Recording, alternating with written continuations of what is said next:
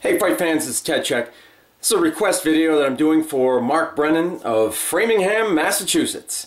Mark wanted to know what I thought of Ben Askren and the whole Bellator UFC situation. You see, Ben Askren, the Bellator welterweight champion, has reached the end of his contract. However, there's a clause in the contract that says for a period of time, I'm not sure if it's 6 months or a year or whatever, if he gets any offers from any other MMA organization, Bellator has the right to match that offer, and then Ben would have to re-sign with Bellator if they were to match it exactly.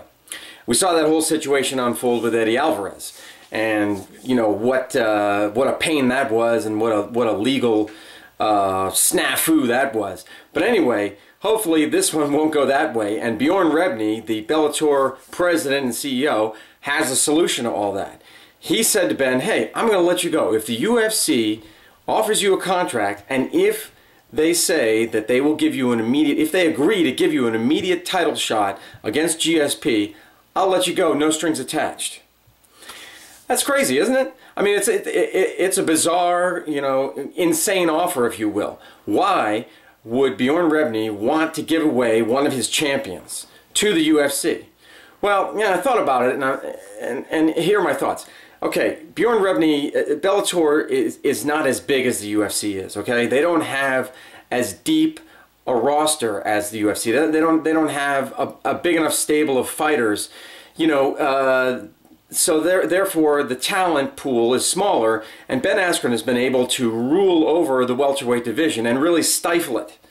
Okay, there's nobody in that division that's going to be able to beat him. There's nobody that they can bring in who's going to beat this guy. His wrestling is just too good.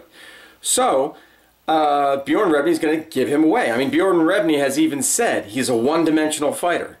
Now, I got to say that my thoughts are, well, look at his last two fights. He's actually finished his last two opponents.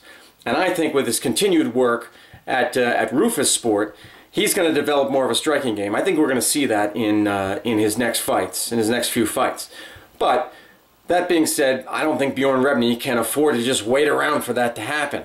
And so he's willing to jettison Ben Askren so that he can get some other talent moving, so they can have some movement and get a new champion, create some more excitement, a groundswell of excitement within the welterweight division.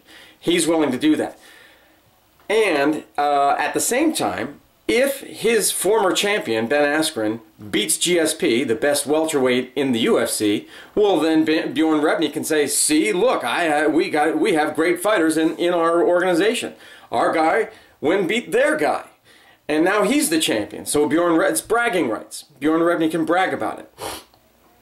Now that's if Dana White agrees to do this. I don't think that, so it's a win-win for Bjorn Rebney, but I don't think Dana White is going to take the bait.